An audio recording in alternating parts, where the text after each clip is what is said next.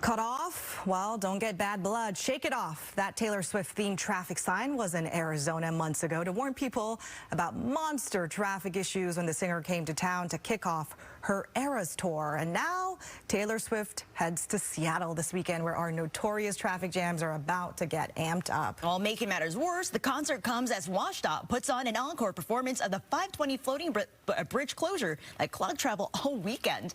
Fox 13's Notorious breaks down the best ways to get around town and avoid the mess on the roads. Not only is Taylor Swift coming to town, Seattle is also hosting the Blue Jays. That is on top of several other local summer events that are happening throughout this weekend. So surely, wherever you go throughout the area, you are going to run into some congestion. So the best thing that you can do for yourself is map out a route as to where you're going to be and where you're going before you even leave your home. I think I'm prepared, but we'll see. We are going to try to avoid Uber for sure, because that's going to be either impossible or very expensive.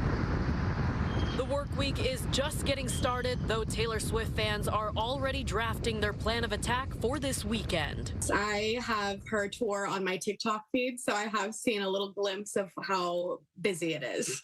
This is a little bit more nerve-wracking just because I feel like there are other events going on in Seattle besides the Taylor Swift concert. Seattle is no stranger to major events, high traffic events.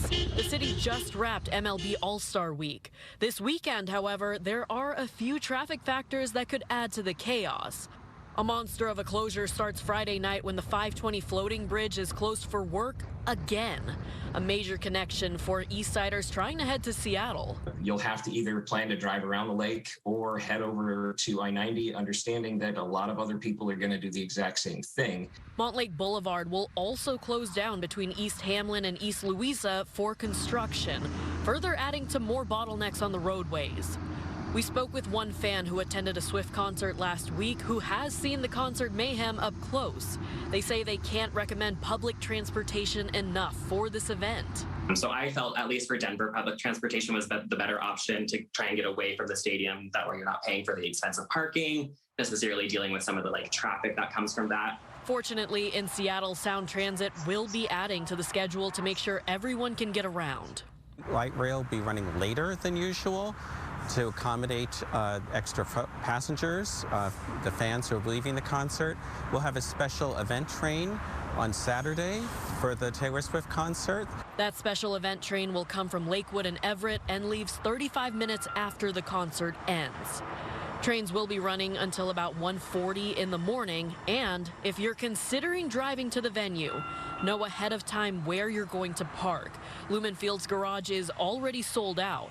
You can purchase resale parking spots, but looking at sites like SeatGeek and Vivid Seats, you're looking to shell out more than $100 for just one space. Yeah, we already spent a lot of money on the tickets, so we don't want to spend a lot of money on parking.